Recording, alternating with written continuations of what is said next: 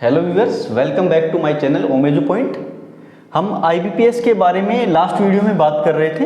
तो आईबीपीएस में जो 4 वीडियो बन गए थे हमारे, 4 वीडियो में चौथा वीडियो एसओ पोस्ट का, जो एसओ स्पेशलिस्ट ऑफिसर की जो पोस्ट होती है आईबीपीएस के अंडर में, उसमें आईटी ऑफिसर के बारे में हमने बात कर ली थी।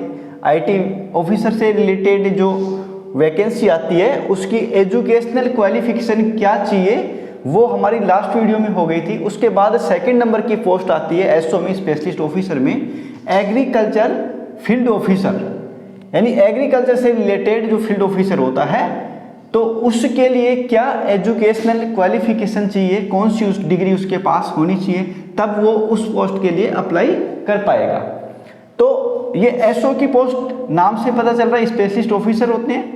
आईबीपीएस इनकी एग्जाम लेता है हर साल, ठीक है। तो फर्स्ट वाली की हमने बात कर ली आईटी ऑफिसर की, सेकंड एग्रीकल्चर फील्ड ऑफिसर है। इसके लिए देखो क्या चाहिए, 4 ईयर डिग्री ग्रेजुएशन, यानी जो 4 साल की ग्रेजुएशन की डिग्री है, ठीक है, इन एग्रीकल्चर, यानी जो 3 साल की एक नॉर्मल ग्रेजुएशन होती है, ठीक है, जैसे बीए बीएससी वगैरह, तो उससे हटके है ये 4 ईयर डिग्री ग्रेजुएशन।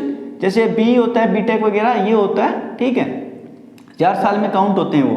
तो 4 साल की डिग्री ग्रेजुएशन की, बैचलर डिग्री इन एग्रीकल्चर, या तो एग्रीकल्चर में होनी चाहिए वो बैचलर डिग्री, या हॉर्टिकल्चर में होनी चाहिए, या फिर एनिमल हस्बेंड्री में, या फिर वेटनरी साइंस में होनी चाहिए, या फिर डेयरी साइंस में होनी चाहिए, या फिर फिशरी साइंस में होनी चाहिए, या फिर पिसिकल्चर में होनी चाहिए, या फिर एग्री मार्केटिंग एंड कॉपरेशन में होनी चाहिए, या फिर कॉपरेशन एंड बैंकिंग में होनी चाहिए, या फिर एग्रो फॉरेस्ट्री में होनी चाहिए, या फिर फॉरेस्ट्री की जो डिग्री है उसमें होनी चाहिए, या फिर एग्रीकल्चर बायोटेक्नोलॉजी में होनी चाहिए, या फिर फूड साइंस में होनी चाहिए, या फिर एग्रीकल्चर बिजनेस में होनी चाहिए, बिजनेस मैनेजमेंट, या फिर फूड टेक्नोलॉजी में हो सकती है, या फिर डेयरी टेक्नोलॉजी में हो सकती है, या फिर एग्रीकल्चर इंजीनियरिंग में हो सकती है, या फिर सेरिकल्चर में हो सकती है, या फिर फिशरीज इंजीनियरिंग में हो सकती है।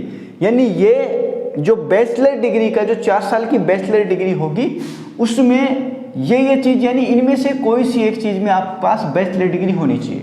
जो 4 साल की डिग्री है, 4 साल वाली होनी चाहिए आपके पास ये, और इसमें ये फील्ड दिए हुए, यानी इन फील्ड में किसी में भी आपके पास ये बैचलर डिग्री कंप्लीट होनी चाहिए। और ये बैचलर डिग्री कंप्लीट कब तक होनी चाहिए, जो फॉर्म की लास्ट डेट होती है ना, उसमें लास्ट डेट के टाइम पे आपके पास इसका रिजल्ट आ जाना चाहिए। यदि आपका रिजल्ट वेटेड है या अभी परस्यूइंग है तो उसका रिजल्ट लास्ट डेट जो फॉर्म की होती है उस टाइम तक आ जाना चाहिए, कंप्लीट हो जानी चाहिए आपकी डिग्री।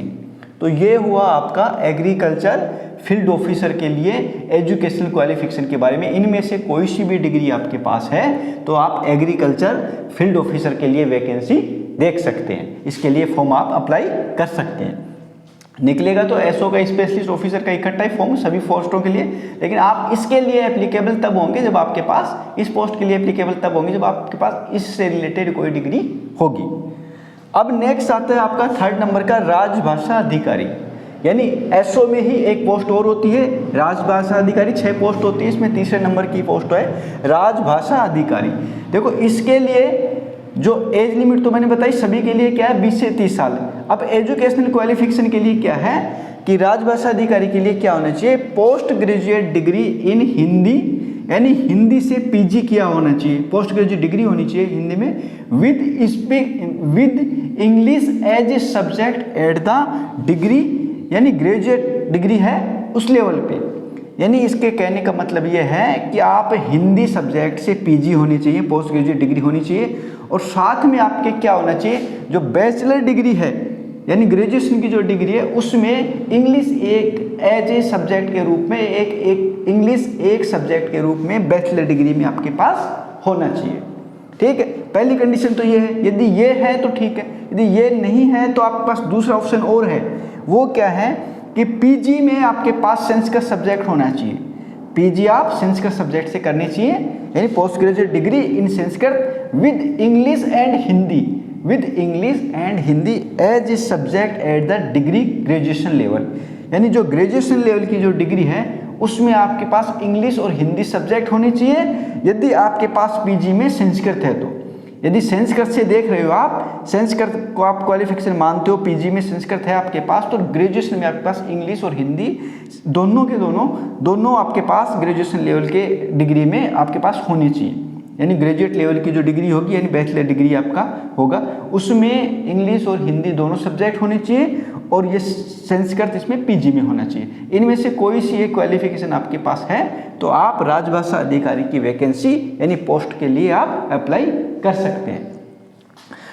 इनके अलावा अलग सब्जेक्ट कोई नहीं दे रखा है, स्पेशल मेंशन है, यानी पीजी या तो हिंदी से होना चाहिए या संस्कृत से। अब हिंदी से होगा तो ग्रेजुएशन में आपके पास क्या होना चाहिए, ग्रेजुएशन में आपके पास इंग्लिश होनी चाहिए, और यदि संस्कृत से है आप पीजी तो आपके पास ग्रेजुएशन के अंदर इंग्लिश और हिंदी दोनों सब्जेक्ट होने चाहिए। ठीक है।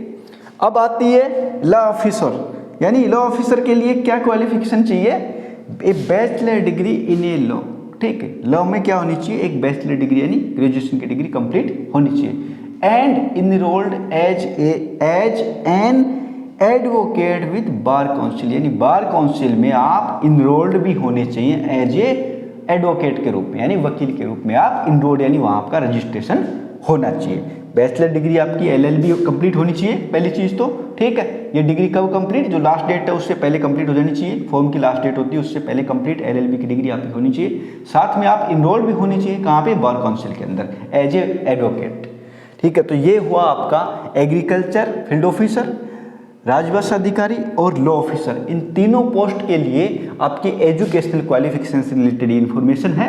इसको आप एसओ की पोस्ट की जब भी देखो, एसओ की पोस्ट की जो वैकेंसी आती है, इसके लिए जब भी आपकी इन्फॉर्मेशन चाहिए तो आप इन 3 पोस्टों के लिए इसमें देख सकते हो। इससे पहले आईटी का बनाया मैंने, और अब जो बाकी बची हुई 2 पोस्ट है उसके बारे में नेक्स्ट वीडियो आएगा, तो आप लगातार देखते रहिए और वीडियो को लाइक और शेयर करें और चैनल को सब्सक्राइब करें, और जितने ज़्यादा हो सके उतने लोगों को इस चैनल के बारे में बताएं। इस चैनल में आपको गवर्नमेंट की जो इंडिया गवर्नमेंट है उसकी, चाहे यूपीएससी से रिलेटेड वैकेंसी हो, चाहे एसएससी हो, चाहे एबीपीएस के अंडर में हो, जो हर साल वैकेंसी निकलती है, उससे रिलेटेड सारी वैकेंसियों की इन्फॉर्मेशन, डिटेल्ड इन्फॉर्मेशन आपको इस चैनल पे मिलेगी।